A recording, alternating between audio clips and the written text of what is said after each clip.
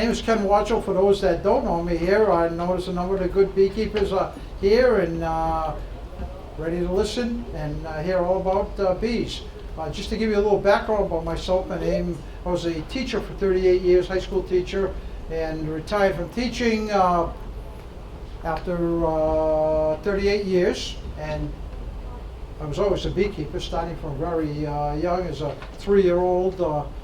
Started with my dad. By 5, I had my first beehive. And so after teaching and retiring, my wife and I were supposed to travel. I'd get somebody that's going to take care of my beehives while I was gone doing some traveling. And then all of a sudden, in 2009, the Asian longhorn beetle came along in Worcester.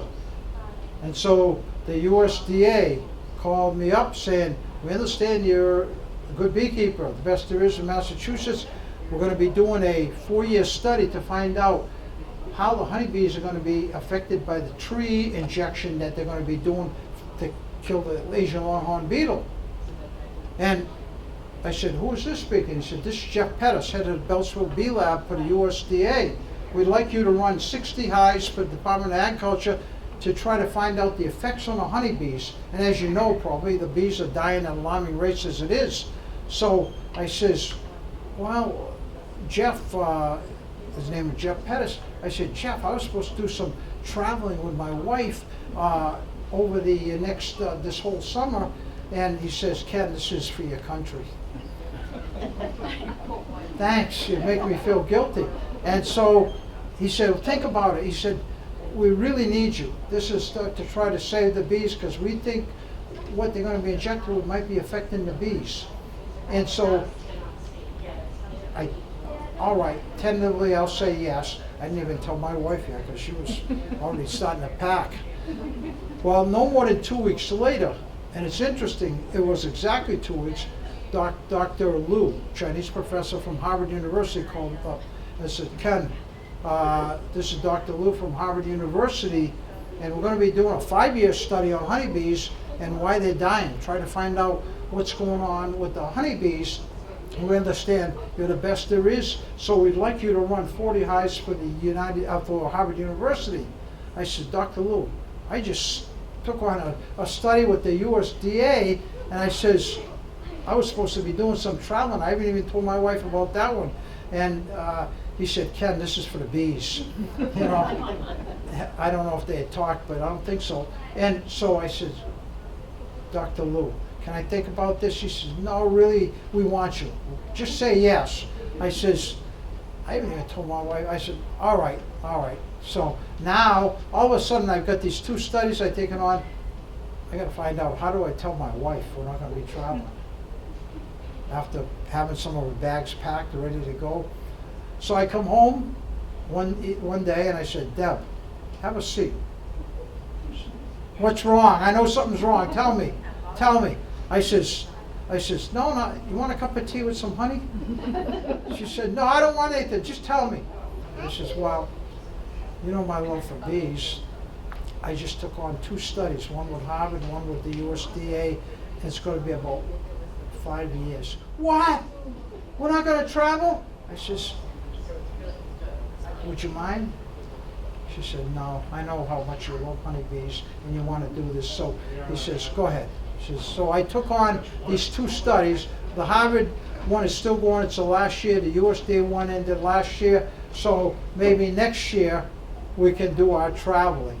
But in the meantime, the libraries could hold the Harvard study, and Athol called me and said, I think last April, a year ago, not this April, but a year ago, April, and said, we'd like you to speak on honeybees. We hear you part of a Harvard study.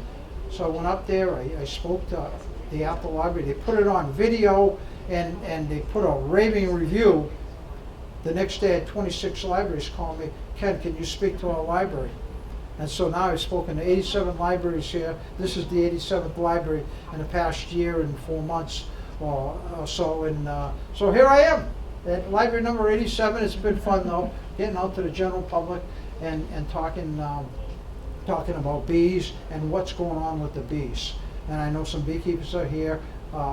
The two studies gave me a really comprehensive understanding. Some I still can't divulge because it hasn't been published, but I'll share with you, some of what in a minute. But on a bright note, I was at a Beekeeper's, a friend of mine. By the way, I'm speaking as Ken Warchol, the Beekeeper, not Ken Warchol in any other capacity, just so you know, and to make that clear.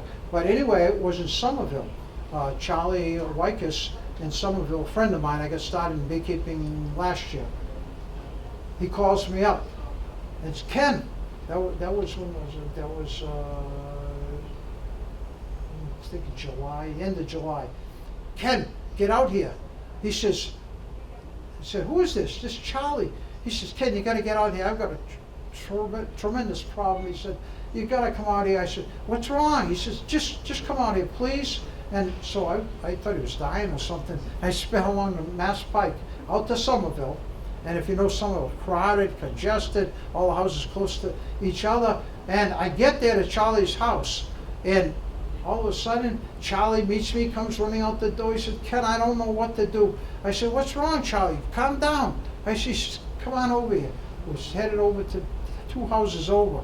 There were 20 people out on the road and on the street and on the sidewalk. So we went over. Charlie's all upset and up in arms. Went over there, and all those people, the screen door in his house, just clouds of bees.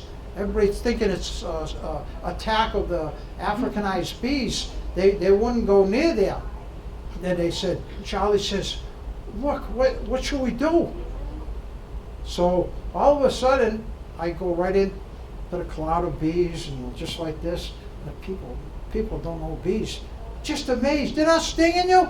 I said, no, this is a swarm of bees. And I said, it must be in a house. And I opened the screen door, and they just like flocks of them flying into their queen that was on a light fixture in the kitchen.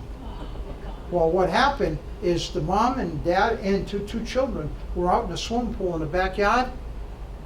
Charlie's hive swarmed, and in Somerville, a tight area like that, where did they go? Right into the kitchen. The door was open, the screen door was left open, right into the kitchen. I should have brought a picture right on a big round light. I said, whoa. And all the people says, what are you going to do? I says, I'm checking it out. So I went in there, and all bees are swarming, and Mom said, you let them all in. I said, I know. You're going to get them out though, right? I said, yes. How long is it going to take you? Well, tonight at 8:30 I'll be back. What? We can't use our house? And I said, it was funny because she was deathly. She was terrified. She says, I said, you can use the living room, go up in the bedrooms. They're not going to bother you. Just don't go in the kitchen. You'll see a steady line of bees going back and forth. Leave the door open. I'll be back at 8:30. You promise? Well, how are we going to eat? The kid can't get in the kitchen. I said, do yourself a favor, take yourself out to eat. How difficult. Yeah, I guess we can do that. So anyway, to make a long story short, I came back at 8:30. There's Mom, Dad, the kids. So they were in the living room. So I brought in a ladder, a big white bucket. I put it up right, the part of the swarm was hanging right in, and the light was right in the bucket. I sprayed them with sugar syrup, just like that started cleaning each other, and it made them less capable of flying because the wings were coated with the sugar syrup a little bit, and all of a sudden my bare hands, just like that, plop, put the cover on. Thank you for the swarm. There's Mom, Dad, and the kids were on the corner like this, that wide-eyed. They couldn't believe that it was that. That's all there is to it? I said, that's simple. You see how easy it is? What you see being done here, do not try at home. This is being done by a trained professional. And we never try that. So what happened is Charlie didn't want the swarm. He had no hive. I gladly took the swarm home, and it's built up nicely. And what happens is, guess what? Now the kids have been going over there he brought them over, the whole family, showed the hives with the pollen going out. The kids are over there every second, third day. Since it happened, the kids over there watching the bees, and Dad's thinking about starting bees next year. So what was a tragedy to him, he was scared to death. All of a sudden, it turned into a good thing. We got a new beekeeper, and And as a result of that, they're going to start beekeeping as a family next year, go to the Middlesex Bee School. So it's kind of a neat thing. So that's on the brighter side. Everybody's got swarm stories here, or eventually, if not, after 60-some years of beekeeping, you're going to have some swarm stories, because every beekeeper does. And that's one of the ones that just happened. I could go on with 6, 7 of them. But anyway, I want to talk a little bit about the bees. And most of you that are beekeepers know, the bees are dying at alarming rates. 60%, I was up in Maine at a conference, their outdoor field day, 4 or 5 weeks ago. 75% of the bees in Maine were lost this past year. 75%. They did a poll through the state of Maine. In Massachusetts, 45%. Rhode Island, 60%. They're just dying at alarming rates, and obviously why the research is all going on, because you know that 40% of all the food we eat pollinated by the honeybees. You know, whether it be apples, peaches, plums, pears, strawberries, blackberries, blueberries, you know, cucumbers, squash, melons, you name it. If you didn't have the honeybees, we wouldn't have the pollination. You say, well, the bumblebees, they only have 150 in a nest. So on a cranberry crop, 150 nests can't do anything. But you open up a 80,000 bee hive and let them loose on the cranberries, 80,000 bees, they're going to get pollinated. Whereas the bumblebee, just not enough in numbers. The solitary bees, the same thing. There's just not enough to do the pollination throughout the world's crops. And this is a worldwide crisis. It's not just the United States. I've been working with the federal, with the USDA service, with some of the top scientists in the Harvard study, and it's just alarming, it's scary that these bees are dying. And you know, there's all kind of theories, and right now, obviously, there's a type of mite that beekeepers know about. They don't like it. It's like a little tick that came in 1989, and it's been devastating the bees. They get under the bees, suck the blood right out of them, vector viruses. So that's one of the, you know, supposedly causes that are out there. A second one is this new set of pesticides called neonicotinoid class that are coated seeds and systemic to the plants and causing a weakened immune system in honeybees, and then several new viruses. So all the, in my mind, and I've been part of 2 studies, some of the stuff I can't divulge, but in my mind, it's probably a combination of all 3 working together simultaneously, and possibly the 4th one is monoculture. Some of these bees are just going to these major crops out there, and it's like us, we need a balanced diet. They're not getting that balanced diet. And I think that may be hurting, but I think we've got to find a reason, and we've got to find what we need to do to help the honeybees, because they're not surviving. As a boy, I'd see a bee tree. Didn't even, my dad taught me how to do beelining.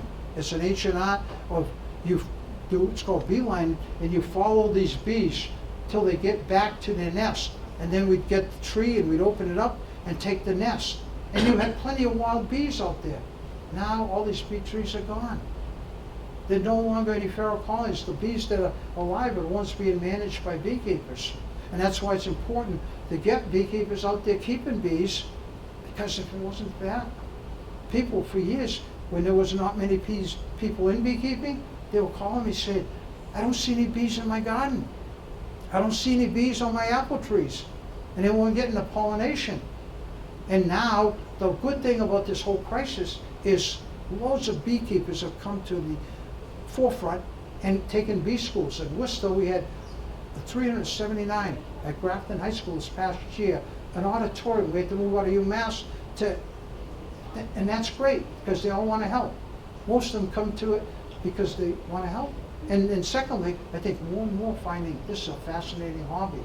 To open up a hive and to go in, it's so mind relaxing for the people that aren't beekeepers. You're going to understand why. You go in there, you're so careful working with the bees, you're so careful because you don't want to kill or crush any of the bees, and as a result of that, what happens, you forget about everything around you. You know, you don't, you think about the bees and you've seen them do the dances, seen them feeding their young bees.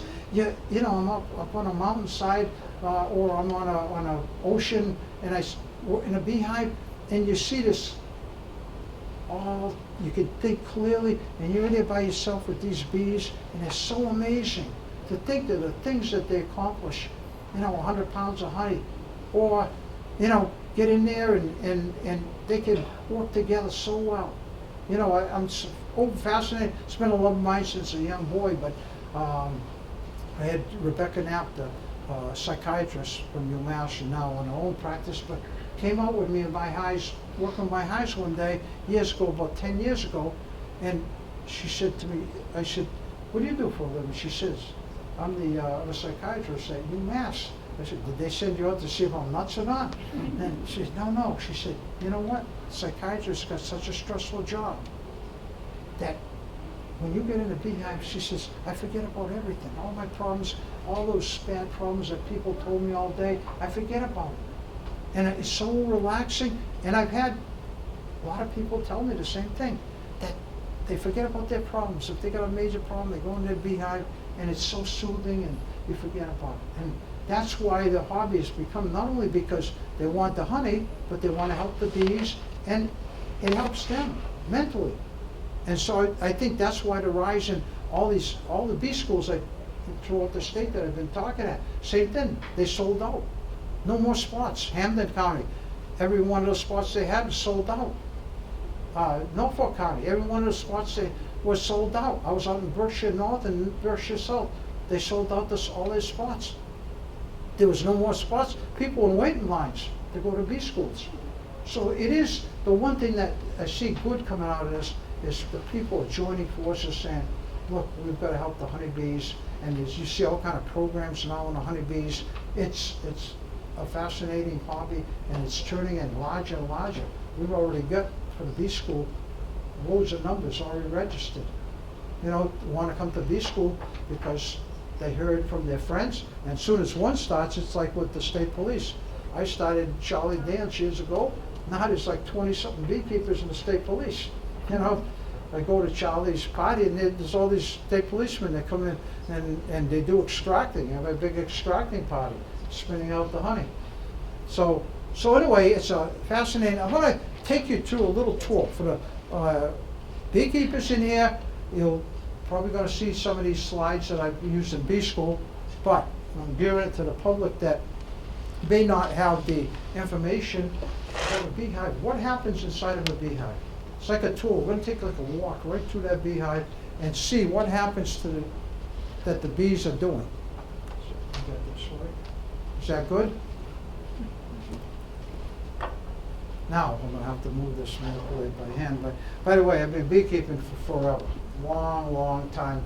Dave Lucon was looking through the archives in the Worcester County Beekeepers, and he found this one painting. Here you can see me at the parting of the seas with Moses. And you can see I've got my bee veil right here, because after that event was over, I was heading over to the Nile to work with my beehives that were pollinating the oasis areas up along the Nile. So you can see the white hair's there because I've been at it for a long time. But in all seriousness, you can see me here at 5 with my first hive. Big smile. My dad, this was May of 1955. My dad gave me my first beehive. He presented it to me. I was the happiest thing that happened to me. Look at that smile. The little guy, my dad, my mentor, he says, you're going to have your own beehive and we're going to have a contest. And I got so excited about it. And I won the contest and got more honey than he did. And he had to take me out to eat. Otherwise, I would have had to have taken him down. That's in the days when you went out to eat once or twice a year. You know, it's not like today. It's an everyday thing. Back then, a family of 5 kids went to eat once a year. So my dad, I won. And I still remember to this day. My mom just passed away a couple of years ago. I ran in, Mom, I got more honey than Dad. He's going to take me out to the restaurant. I was all excited. And so anyway, we went out to eat. I ordered the steak on a menu, the most expensive thing, you know, because, you know, once a year would be a big thing. So just before my mom passed away, you'd be interested in this. We'd reminisce, and I said, remember when I won the contest and I was so excited that I won the beekeeping contest? She said, you're still excited about bees to this day.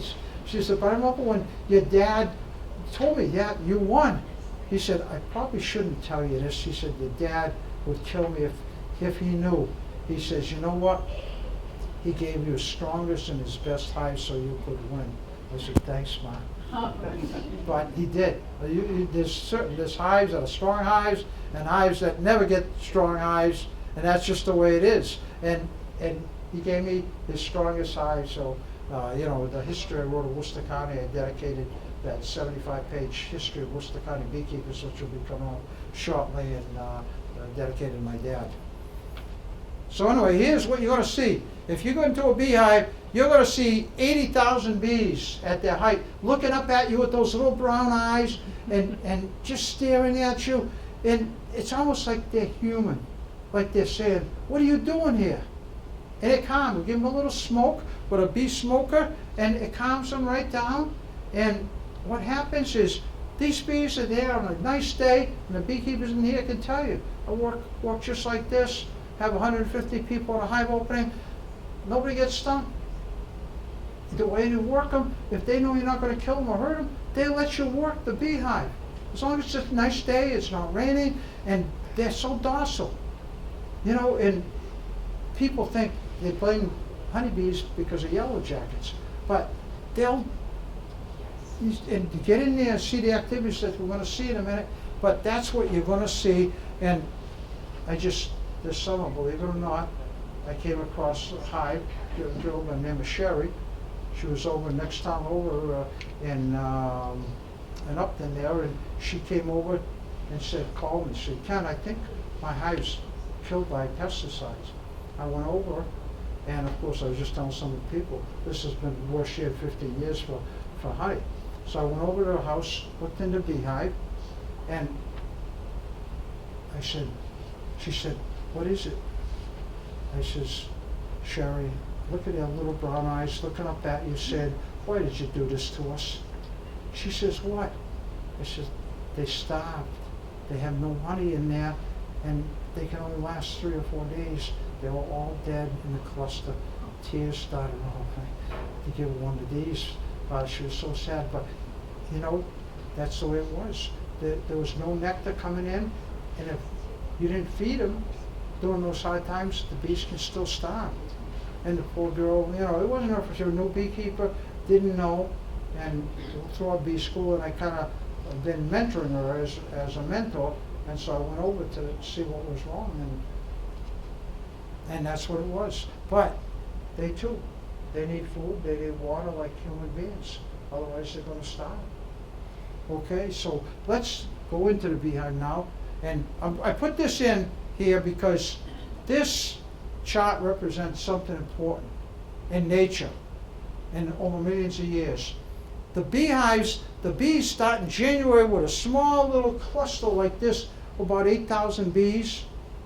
And then the queen starts laying sometime in January, early February. The queen starts laying hundreds and hundreds, and then 1,000, then 1,500 eggs a day. And she builds up that hive to 80,000 by mid-May, by the beginning of May. There's 80,000 bees in there. Well, guess what else is reaching its peak? The flowers.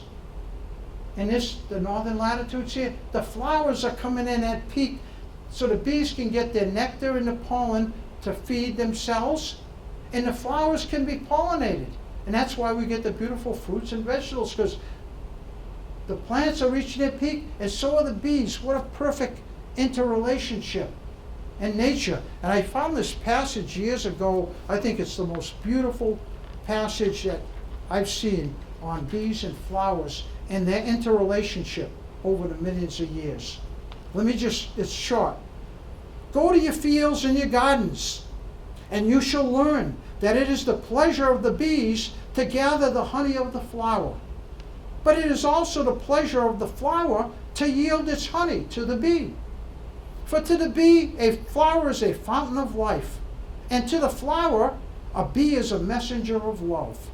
And to both the bee and the flower, the giving and the receiving of pleasure is a need and an ecstasy. So be it in your pleasures, like the flowers and the bees. And you know, it's come to be true because for millions of years the two of them could coexist. Now the bees need us. It's a three-way partnership in order for it to work, because the bees are dying in the wild. And so that interrelationship is now a three-way, but one of the most beautiful passages I've seen. So bees depend on the flowers depend on the bees, and man depends on both to get its fruits and vegetables and foods.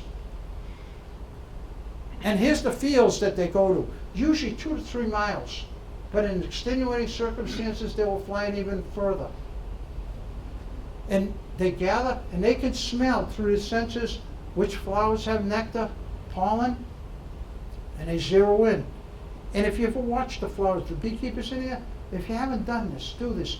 You can watch as they go over goldenrod. They just fly over it. As soon as they can sense there's nectar coming from it, they jump on that flower, and you can see them putting their little tongue in. It's the neatest thing to see these bees. I watch them. They hover. They don't. And then once they get to the smell, tells them there's nectar. It focuses in. There goes a little tongue. 3 seconds is the time. I sat at the botanical gardens there when we had our show. I watched them to that one tree.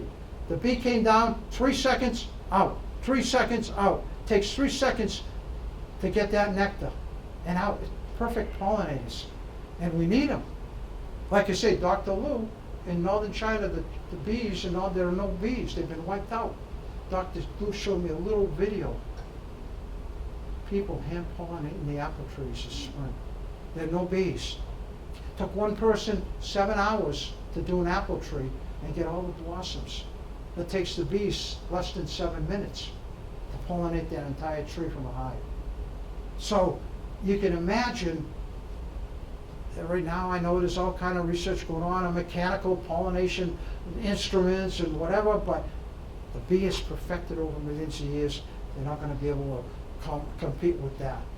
So we need to save the bees. He can see the bee putting its proboscis, its tongue, it's like a straw, and it sucks the nectar, sweet nectar out into a little honey stomach. And by the way I made it sound, like, honey stomach's like this. The honey stomach is the size of a drop of water.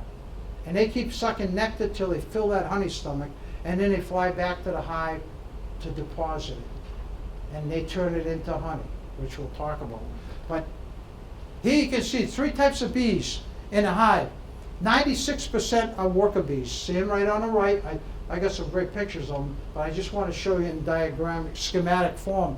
The worker bee there, those are females. They can't be mated.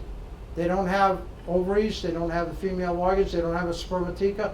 And so therefore, they can't be fertilized and lay fertile eggs. They do all the work. They guard the hive. They clean the hive. They nurse the young bees. They do everything. And 95% of them are females and do all the work. I said, that's the way it should be to my wife in human society. She didn't agree. So I said, well, I guess, I got to do 50%. So anyway, next one is the drone. Only 3 or 4%. And most of the drone population is in April and May and June. They build up a large number of drones. So when the new queen is hatched out, their only job is to mate the new queen. That's their only sole role. Other than that, they wait out on the sides, on the frames. It's like a boys' club. They hang out, strut around, and eat and do everything, but don't do any work. The females get a little upset, but when the new queen has to be mated, they're out there to do their thing. And like I say, I was speaking to a women's club, a more elderly woman. I said to him, I can't go beyond this point. That gets into my X-rated talk on honeybees. And I said, you girls are a little too young. We want to hear it. So it was funny. But now, by the way, I should mention something with drones. In October, all the drones are kicked out.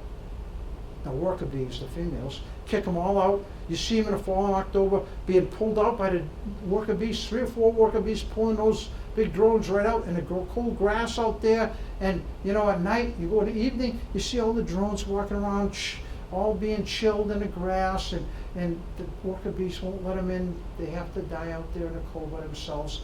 My wife said that's the way it should be in the human race. Gets me back, you know. And then the queen, she lays 1,500 eggs a day, and she keeps the numbers game. It's a numbers game. You need to build up your population in the spring. She lays 1,500 to 1,800 eggs a day. And a USDA study, you don't know how many brood counts I had to do and how many eggs she's laying. I had to monitor it all, and it just was driving me crazy. I had to use these grids, and we counted the number of eggs that were being laid, because certain number of cells on one side of the frame. And so we did detect anywhere between 1,500 to 1,800 eggs a day from March through June. Amazing, every day. But that many bees are dying. And so as a result, if she don't do their job laying the eggs, the hive dies out. You get less and less bees, and beekeepers in here know. You gotta have a good queen to have a good dynamic hive. So that's the cast in the beehive. Now, here you can see one of the field bees coming back. Susie here, isn't she cute? Look at those brown eyes, the blonde hair, the sleek body, just a cutie. And she came back with a honey stomach full of nectar that she sucked up from the flowers. She brought it back, and what teamwork? Here's the house bee. The first 2 weeks of a bee's life, they don't go out of the hive. This house bee puts its tongues, proboscis, up against the field bee and sucks out the nectar into a honey stomach, and then adds an enzyme from the hypopharyngeal gland and deposits it into the cells. And then those bees fan all night, getting the excess water out of the nectar, and that's what makes it to honey. It's just an amazing process. And here you can see the guard bees, the females at the entrance. There, through their glands here, they release a pheromone. They all have the same smell in the hive. In other words, if you smell that hive, it's all the same smell from the same hive. That hive has another smell. And so when bees focus in by the sun, get close to the hives, and there's 6 hives in a row, you know what they do? They get confused. But as soon as they get close enough, they can smell. And that's what these bees at the entrance are doing. They're fanning the smell of the hive. So the bees coming in, oh, here's my hive. They got a strong sense of smell. And so they go right to the right hive. They bring the nectar and pollen. If the bee tries getting into another hive, they'll fight. They'll go after it. If a bumblebee tries getting in, those guard bees will go right after it, circle and kill the bumblebee. They'll go after. This past fall, I've never seen this before in all my years of beekeeping. I closed up this entrance reducers you put in the front entrance of the hive in October. Make sure that cold air don't blast in. You only leave a small opening. So this spring, I put it in October. This spring I'm cleaning off my bottom boards, because a lot of dead stuff falls down there. I'm cleaning off the bottom board. All of a sudden I saw this big thing. And it was all propolized, like with this propolis is bee glue, and it hardens. And they entombed this mouse totally, because they can't carry it out. A mouse is way too big for the bees. Bumblebee they can drag out with 3 or 4 of them. But a mouse, there's no way they can drag that mouse, and it would decay and smell. They entomb the whole mouse, and propolis turns solid when it's cold. And this whole thing was like a solid mass, the shape of the body, even the tail was propolized, and all you saw was the face. And it looked like this. What had happened, they stung it to death, and because they couldn't move it out, they propolized and entombed it. I've never seen that. The first time my whole bee career, I've seen that. It was amazing. I showed the Belzer called Dr. Pedersen.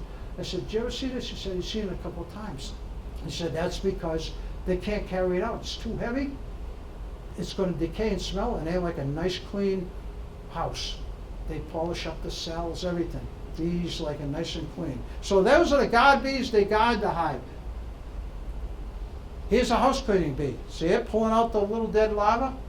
Pulling it right out, dropping it outside. Here's a water gathering bee. They need water like everybody else. The bees that can't get out, the little baby bees, the larva, the pupa, not the pupa, but the larva, they need water.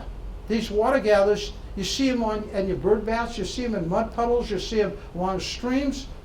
It's like any living creature, they need water. See, people don't realize that, but bees are living creatures that need water. And that's why swimming pools nearby, you often get complaints. Your bees are at my swimming pool. That's because they need the water, they like the minerals. That's how they get their minerals. And as a result, that's how they put into the minerals into honey. And here's that close-up. This is the gland, Mazanoff gland it's called, and that smell. Every bee in that hive from the queen has that same smell. And here's a nurse bee. I love to watch these. They have to take pollen and nectar, they chew it up, and then they actually go and feed the larvae. They actually go and feed, and you can imagine 1,800 larvae being hatched out in that one day, and these nurse bees have to feed them 4 times a day. They release instead of making a sound, one-eat, they release these pheromones that's saying, time to feed me, time to feed me. And the nurse bees have to go and feed them. And you watch the nurse bees on open, they cap it over after 7 days, but the first 7 days, they just gorge food to them 4 times a day. And that's worth seeing in itself, to see these making contact with the nurse bees. So, and you can see the little baby larvae. They all have to be fed. The little ones, the big ones, 4 times a day. Skip that one there. And here's the drone. Like I said, only there for mating purposes. That's why at the end of the season, we throw them all out. They're no longer needed. You look in the spring, there's no drones, so you might find 1 or 2 drones in the whole hive. And here's the queen, egg laying machine. Lays 1,800, up to 1,800 eggs a day. And imagine if a chicken farmer had a chicken that could lay 1,800 eggs. Everybody wanted to be chicken farmers. And here we usually mark them. Most of the beekeepers here mark them, easy to find with a white or a color. Each year there's a different color. And this is the court. They groom her, they feed her, they take care of her. All she does is lay eggs 24 hours a day. Now, Tom Seeley found that they take 3 to 4 breaks during the day. They go into a trance, just stand there, and for about 15 minutes. Before that, I thought they went, but now we know that there's. And here she puts her head in the little cell, and here lays that little egg. I took this, I didn't take this with a friend, but I pulled the queen out at the right time, and my friend captured this with a macro lens. That egg is thread thin. You know what a white thread is? That's how thin the egg is. And so in 1/64th of an inch. It's like a rice grain. And how many are new first year beekeepers here? It's hard to find the egg at first? Still can't see it. It's still hard. You need a magnifying glass. Most people start out. Eventually you get to twist the frame just right, and you'll find it. You've seen them though, right now? Yeah, hard to see. That's a good thing. That way you know the queen's there. But she lays 1,800 eggs a day. That's the egg hatches into 3 days. It hatches into a little grub. And for the next 5 days, you can see she just lays every cell. Right here out the non-beekeepers in particular. Each cell is 6-sided, same size, same depth. She lays eggs and keeps going all day. Filling it up, 21 days later, all those eggs hatch into bees. Takes 21-day cycle. But here you can see the little larvae hatching out. There's an egg here, little first day larva right there and there, just hatched out of the egg. So there they grow bigger and bigger. They pupate after 7 days, they cap it over, turns into a pupa for the next 14 days, and then one of the most miraculous things happens. If you beekeepers have not taken the time, do it. When you see this little bee chewing its way out, struggling, this little bee takes about 35 minutes for the whole process. I've timed it, watched them. This little bee, just like a little chick pecking its way through, it's chewing its way, I'm looking at it, it's looking at me and chewing away there and wondering, what am I coming? Who is this? You can imagine this little bee looking up at me as it comes into the world. But what is so miraculous is, like I say, you can see at the bottom, look at those little legs pulling its way out after it's uncapped it, because it's so tight in there, pulling out. In the middle one, halfway out now. Look at the sweating and how hard it's worked to get out. And then all of a sudden,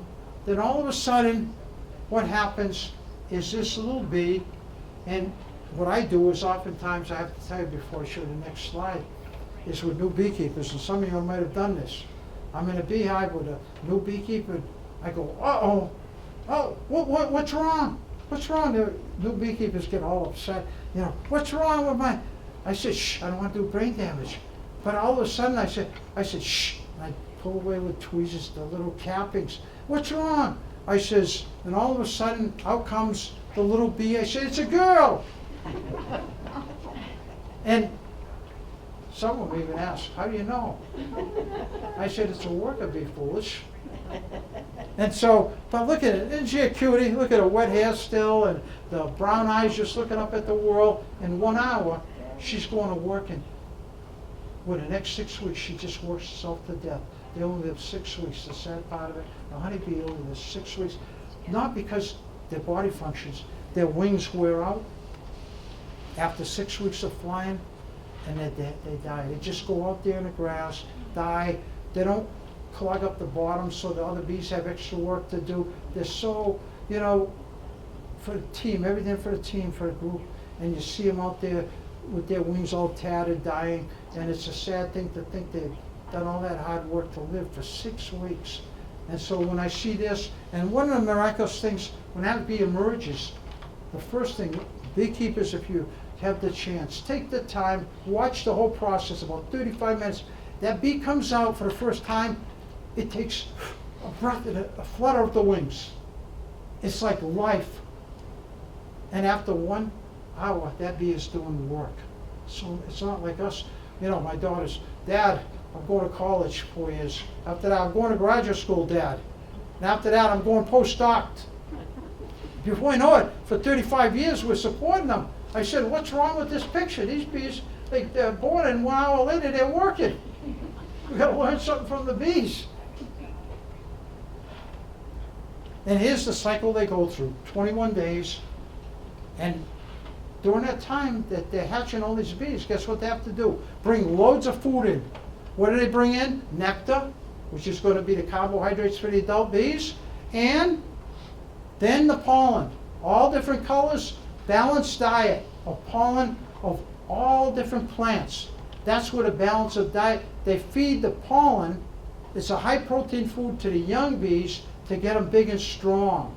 And that's why that brood food they chew up, it's important they have pollen in the hive, because they can, if they raise the bees on minimal pollen, the bees are weaker bees. They don't do the work. You don't have a dynamic hive. Well, a lot of beekeepers don't realize the fine points of all of this, but the pollen is a necessary ingredient to have a bee that's developed and dynamic to fly and live longer. So they bring in loads. This next picture here, Jeff Pettis and I on a USDA study, we captured this very bee. We took the pollen sacs off on a little we weighed them. They weighed more than the bee itself. Amazing, but you're like putting a bar, somebody with your own weight on you and jumping off the ground. They flew back. These girls flew back, 1 mile, 2 miles, with that pollen all in the baskets. And that's what pollinates the crops. See all the electromagnetic field with all those little granules? They go to flower, they cross-pollinate, and that's why we get the perfect apples, perfect fruit. And they take, with their tassels, they scrape through this and put it in the pollen baskets. That's another neat thing to see. Them struggling, scraping that through when they're out there with loads of pollen, and they put it right on the pollen basket, fly back, and they pack it right into the cells and use the head to ram it down so that they don't waste space. And they just, acres and acres. A hive can do an acre of cranberries or blueberries or whatever in a matter of about 2 hours. And here's the bee, the house bee bringing the nectar, putting it in the cells, and that nectar can come in many different colors. and many different tastes. You can see the different colors of nectar and the taste. You'll taste 15 different honeys. Every one of them is different. Those are non-processed, non-heated. You'll see some are crystallized, but you'll see from all over the country and all over the world, I've got honeys, and I want you to taste the delicate flavor. And see, they're putting it in, and then all night, they fan all night long, and right now, I can smell the goldenrod honey being fanned. I was out the other evening near my hive, and night is when they do it. Daytime, they bring it all in. At night, they fan all night. Excess moisture comes out of the nectar, and it's coming out of the hive. What a beautiful smell. It's just at night, right now in the evening, the goldenrod smell and the Joe Pye weed, Chinese bamboo, you can just smell it oozing out through that moisture in front of the hive. I love to go out in the evening. And then they cap it over with wax. So they, for the winter months, because up here in the northern latitudes, they need 100 pounds of honey, and they need about 8 pounds of wax, of pollen, I mean, to survive the winter months and start raising their young. In the tropics, not so much. And then they build the wax. Out of the honey, they have wax glands, and they ooze out flakes of wax, and they build it into symmetrical six-sided cells. Everyone's the same size. Like mathematicians, as geometrists.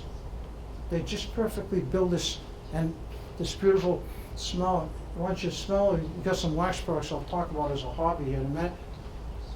And there's the fourth product, the third product they bring. That's Sarah. She don't look like a happy girl, does she?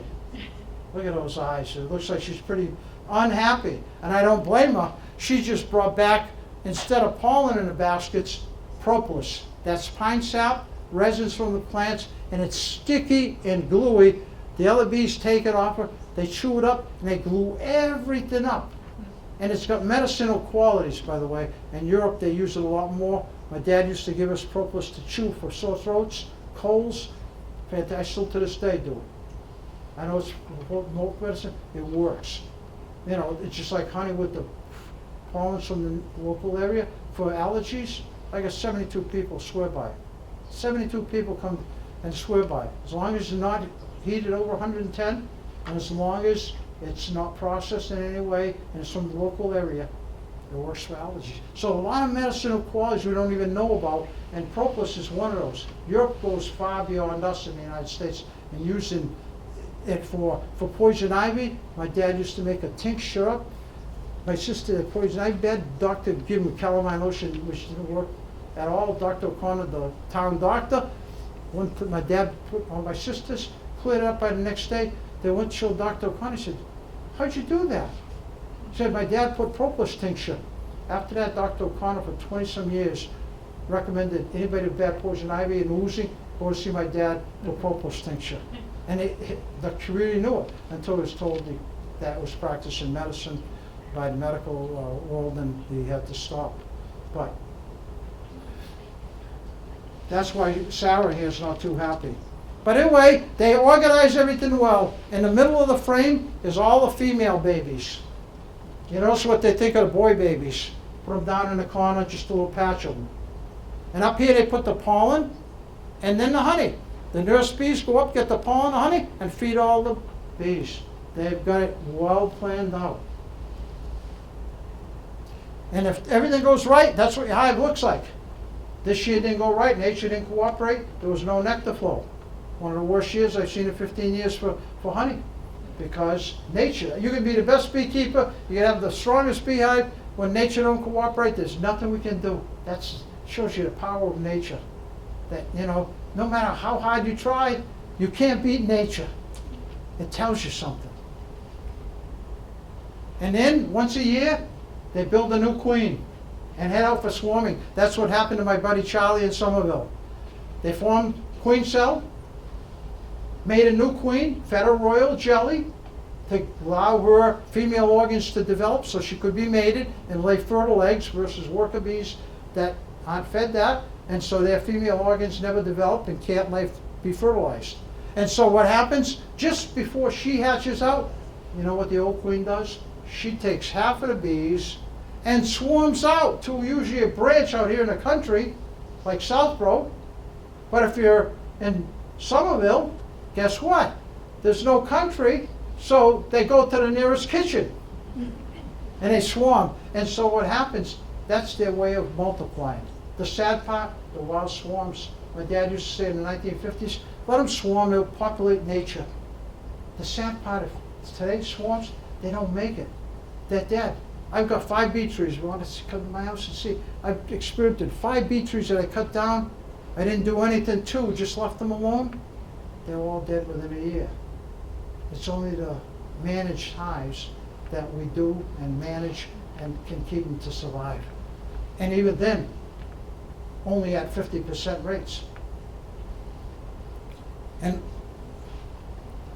that's the yellow jacket, so never blame a honeybee for what a yellow jacket does. They're aggressive. They can sting you 4 or 5 times before they run out of venom. A honeybee can only sting you once and it dies. That's why honeybees are docile. They don't want to die. They will, to save their hive, they will sacrifice themselves. And they will sting to try to scare you. Even though the bear, thousands will try stinging a bear and sacrifice themselves to protect it, even though it's no use because the hide is so thick. The bear's the one animal, they can't stop. And there's my dad with the Polish color hives. He comes from Poland. He came from Poland, and I speak fluent Polish. And this is, here you can see me last year at a meeting here. Back then, last year I had dark blonde hair, now I'm light blonde. So, oh wait a minute, that was 1983. That was me in 1983, giving a lecture to 290 some beekeepers came to the meeting. We were planning on 100 in my house. All of a sudden, what happened is almost 300 showed up. My mother and my wife had to go out, get triple the amount of spaghetti meatballs, salad, strawberry shortcake, and drinks. We had to bus them in from the American Legion because there was no parking along the streets. It was the biggest meeting Worcester County's had ever. 300 people almost showed up at the meeting, and we had I had workshops for them. And you can see some of those are no longer with us, but it was a great meeting. So now I'm going to go to the tables here just a little bit, and then we're going to turn you loose on the honey tasting. How would you start beekeeping? This is more for the people that are out of the Worcester County Bee School, a couple from Grafton. Ken, would you, I knew him from before, kind of friends. Ken, would you come out when we shake our bees? We're nervous about this. So I went down to pick up the bees with him. All right, you get 10,000 bees in a package like this. So you get there, and they got there. I could see, matter of fact, Jerry and her name was Maggie. So Jerry and Maggie went down to get their bees. I went with them down there in Uxbridge where they picked them up. And always there's 20 or 30 hitchhikers on the outside. Their butts going like this, like they're going to sting. So Maggie goes up, gets the package, and I could see her going to the car. She was nervous, and she's shaking. And she knew I was going to be there, though. That was a good thing, because I promised their family friends, kind of through my sister. So I did. We went over to the house, and so all of a sudden they had the hive already. Inside here, you have to understand, for the non-beekeepers, there's a queen hanging in there. And one of the things you have to do, take off this wooden flap, quickly, get the queen out, and put the wooden flap back. All right? In a split second, so the bees don't all fly out. So what happens is, I said, you're going to show them how to do it. I said, will you do it? I said, I will not do it. You will never forget this moment as long as you live. Right, beekeepers? That first time, that first moment, I was 5. I looked at Dad, I said, Dad, I don't know if I can do this. You can do it. That's when my dad. And when I said, I'm not sure. You can do it. He was a strong military man. Always, I learned that I can do anything I want to do. He's that strong. You can do it. So I said to Maggie, I said, and Jerry, I said, you guys can do it. Not that strong my dad did, but I said, you can do it. So all of a sudden, this is the funny part. Jerry said, Maggie, why don't you do that? I'll hold the dog and make sure it don't get stung. It was funny. It was funny. Maggie said, why don't you do it? He says, well, you're the one that wanted, the little argument they pursued, you're the one that wanted the bees, so you go ahead and do it. So I said, both of you, come over here. Both of you do it. So all of a sudden, Jerry, with a pry bar, took off the thing. She pulled it out and he put the thing back. The easy part was done. She goes, oh, look, it's alive, Jerry. I said, well, of course it's going to be alive. Sometime dead, but not most of the time. So now I said, you put that into the hive, hang it in there, into the beehive. They hung it in. And then, guess who was the brave one? Maggie picked up the box. She took the cover off, banged it, and then all of a sudden, her heart was beating, I'm sure. All of a sudden, there she goes. You got to shake all the bees out, 10,000 of them, all through that hole there. So she's going after about 5 minutes. Hey, Ken, is that enough? No, there's another 100 up in that corner. How's that? There's 2 more up here. I could have ended about 2 minutes ago, but I let her go. I said, that's good enough. It's funny. They shared the story with some of the beekeepers in Worcester. But I said, how was that? My heart's beating 210. She said, my heart's pounding. I said, that's a good thing. You'll never forget that moment. Next year, I said, Jerry, you're going to do it. And so he's got a promise to have to do it. So that's how you'd start. Over the next 10, 12 weeks, what you do is monitor your hives, make sure the queen's laying eggs. You get into your hive, see what's going on. That's the great part of the hobby. And in the fall, if everything goes right, even a new beekeeper sometime, not this year because of the bad year, all of a sudden you're going to get your own honey. And there's nothing more proud. Some of the new beekeepers this year were saying, Ken, do you think I'm going to get honey? I said, well, probably not this year. I said, but next year. And you could see the disappointment in their face. Some did, few people did, but not many. It was not that kind of year. I have a question, maybe you talked about before, why was this such a bad year? Because it was cold? Well, Professor Zampini, all the rain and the cold in the spring, too cold, and also too much rain washed out the nectar. Just like too dry and too hot, plants shut down the nectar to conserve energy. Too much rain washes out the nectar, so they can't. Out of the flowers. Yeah. So nature, we're dependent on nature. No matter how good the bees are, how good we are, it's nature. So you get this, and then all of a sudden, what you can do is go with the whole family. And that's the neat thing about this now. When I was in the 50s, all the guys were old guys like myself now, white hair, standing around, Charlie, I do it this way. Harry, you're wrong. That's the way it should be. They'd be arguing. I was a little kid. You can see me on that little cover of the picture you saw. I was there as a, Sonny, you better stand back. You're going to get stung. But, all they'd have is a veil, T-shirt, and all the guys. So when I was 7, my dad had me do a hive opening for the club in West Boylston. I go in there without a veil, with T-shirt. I open up the hive. He showed me, the dad taught me everything. He said, if you're gentle with the bees, I opened up the whole hive, didn't get stung. They all had the veils on. They all looking at me like this.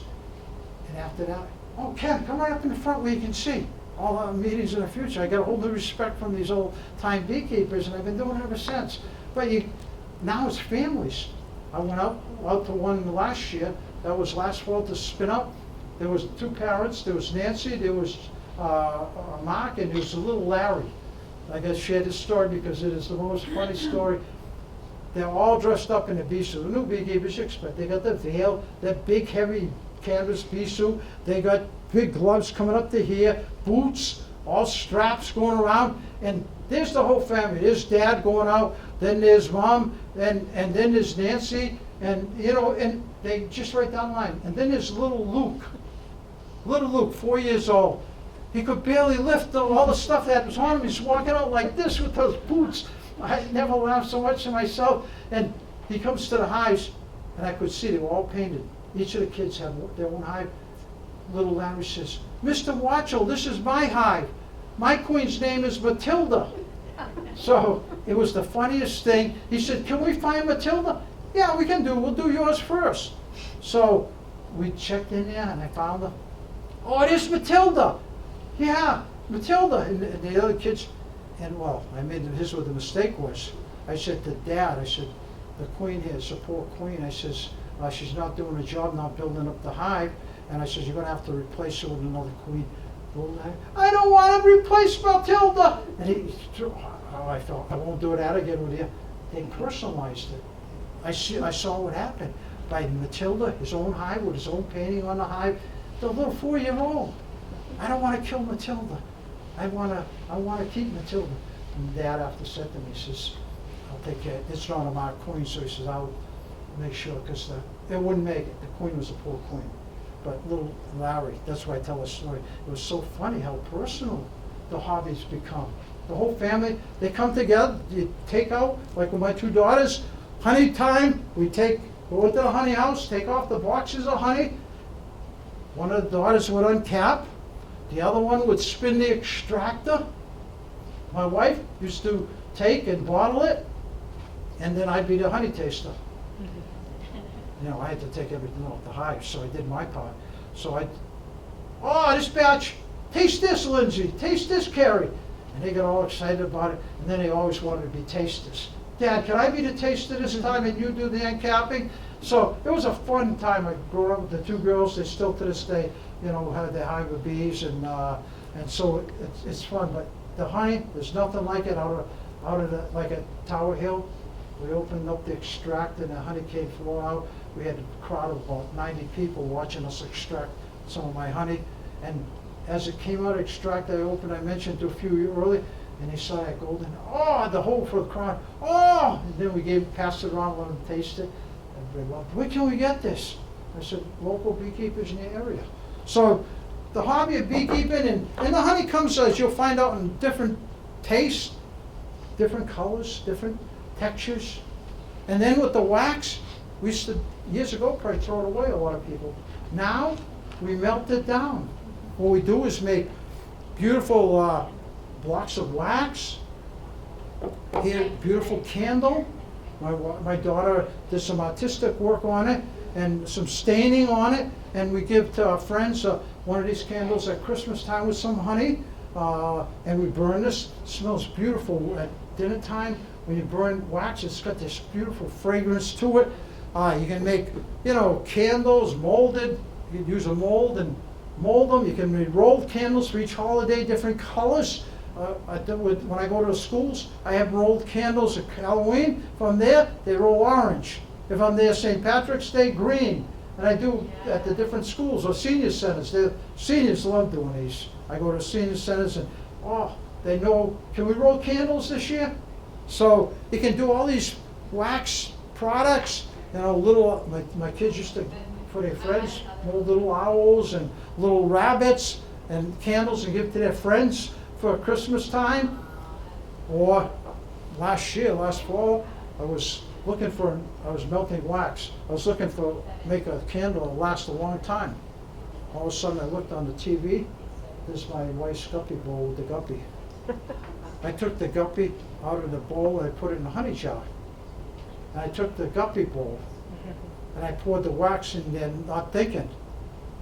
And for 3 days my wife didn't even notice. Then all of a sudden what happened to my guppy bowl? I put the guppy in a jar, and I think it likes it because it's sweet in there. And she said, where's the guppy bowl? I says, look at the beautiful candle I made. She says, well, how are you going to get it out of there? I said, with a hammer. And she went nuts. I said, are you going to buy me another one? I said, yeah, okay. But anyway, you can make soap. Smell this is the one I use. My wife makes this batch. This is the best, my favorite. It's just about 30 bars I got in stock for myself. I love that one. Lip balm here. You can make out of beeswax. A lot of people. Did you use this? I better not. Hand cream. Try this after. Try the hand cream. There's 2 types of more dry hands and more moist skin. So the hand cream. You can also, out of the cooking with honey, I'll tell you what, the Worcester County dedicated this to my dad and I, 170 years of beekeeping, with my picture of Dad that you saw on the screen, and my grandmother's recipes and a lot of Worcester County beekeepers in here. And you can cook with honey. My wife makes apple honey butter now, used to be apple butter, now apple honey butter. She makes this strawberry honey jam. That honey and strawberries go back. It's like the best blend of things, strawberries, and I made strawberry shortcake last week. We had guests over, 2 couple. We put strawberry shortcake. My job was to make the strawberry shortcake. My wife did the cooking at a meal. I took strawberries, fresh strawberries, drizzled honey, this nice light honey over the strawberries and let it sit on there for 4 hours. Right? Just nice, the light honey is what you want till the strawberries come through the nice mild blend. And then I put whipped cream on, and then I took this dark honey, the whipped cream and honey, just before the guests came, and before it's to serve, I took this strong, nice tasting dark honey, drizzled it over the cream, and then I took this fresh pollen, fresh maple pollen,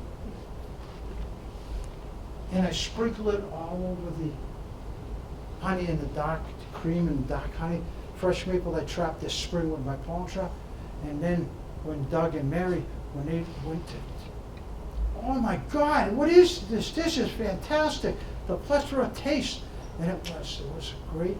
And with that I make my own mead, well, not myself, but my friend and I give him the honey, and together we make honey peach mead from this 2 years ago, 2 years of aging. And this is honey, we gave him with the strawberry shortcake, honey peach mead, about that much. It's like heaven. And so more and more people are using the honey for making honey wines. I just made a batch of pomegranate honey mead, which is wonderful. And then the newest one, me and him tried strawberry rhubarb honey mead, which had a nice touch to it. So this is the honey beer and honey meads are becoming very popular. And then my wife just baked this bread, golden honey bread. Like it's cut. It's a beautiful.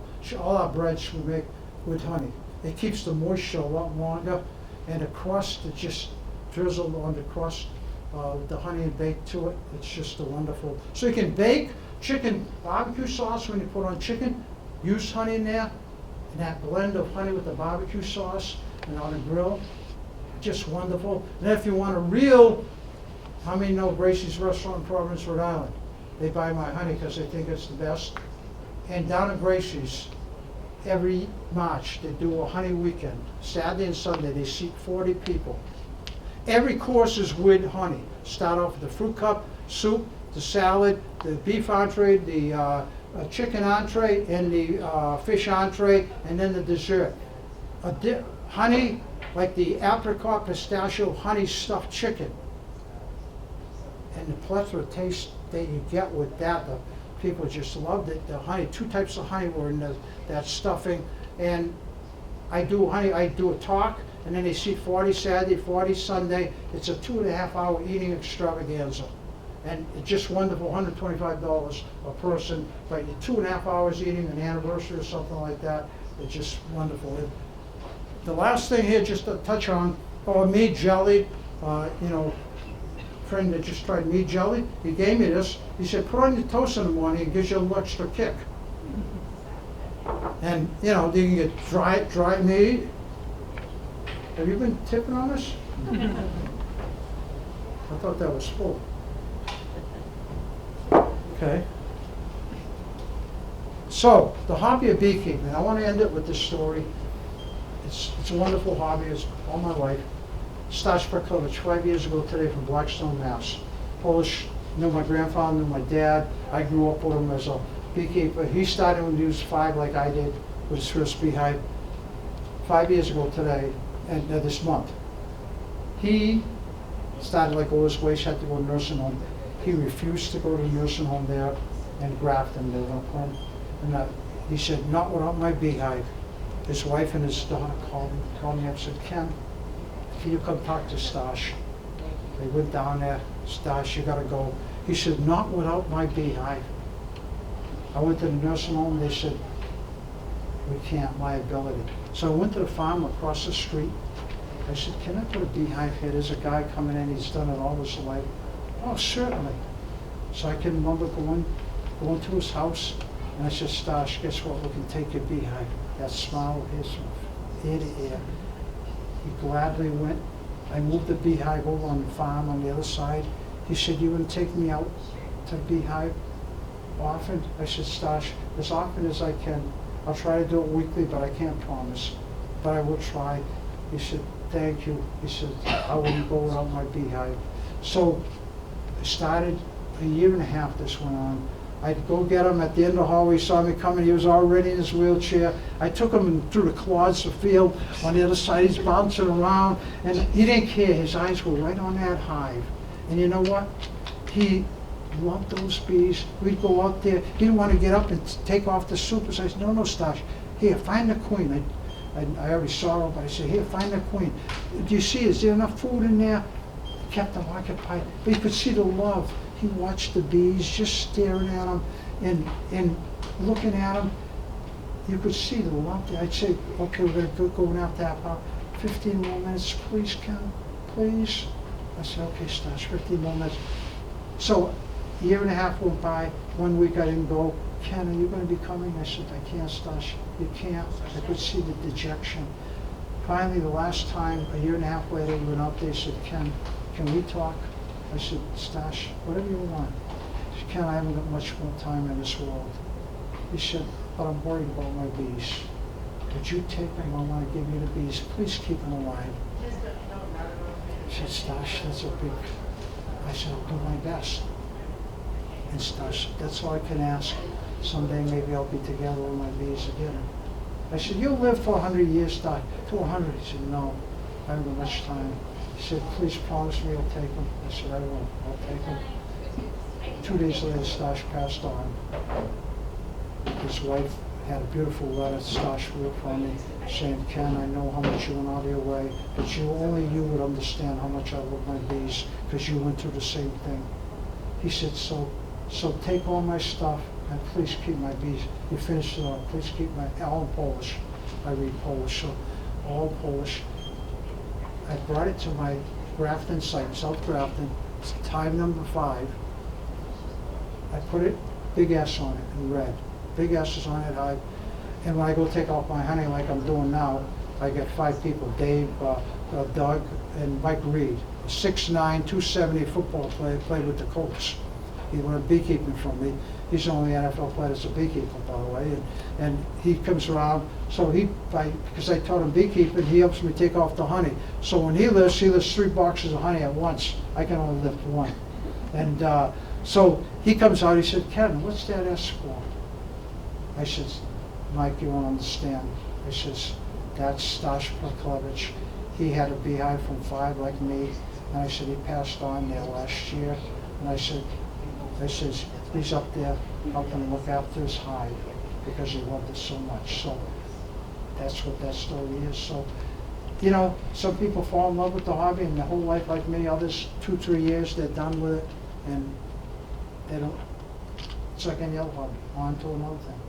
But if there's a love, like you love your pet, I love my bees, I see them as pets, and it's a meaningful thing to me. And so with that, thank you for listening. I'm not a great speaker, but I know my bees.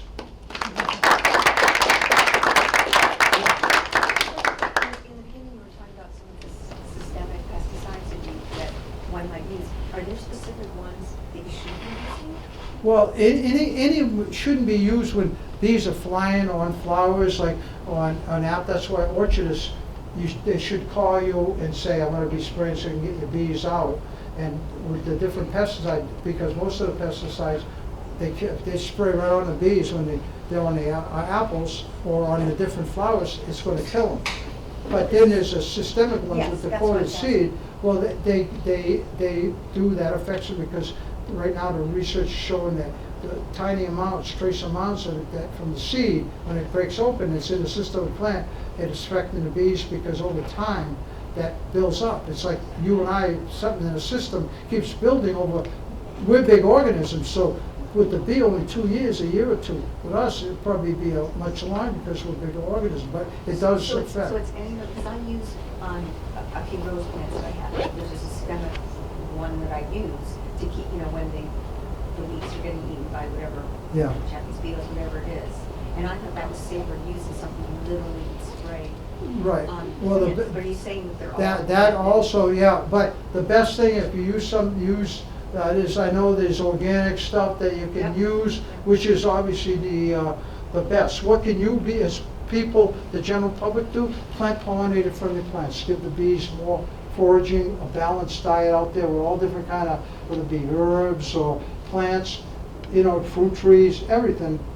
Second thing, become beekeepers. We need beekeepers out there to keep the bees alive, and the more beekeepers, the better. A third thing, instead of that $10,000 one, type I'm talking about, where every weed is dead, there's not a dandelion, there's not any clover. And like my lawn, I've got a sign, excuse the weeds, I feed the bees.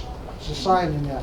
And so my neighbor's got what I call those $10,000 lawns. Nothing against it, that they like that, that's fine. But my dandelion things go floating across. He says, your dandelions are coming in my lawn. I said, just move on to the next yard like this.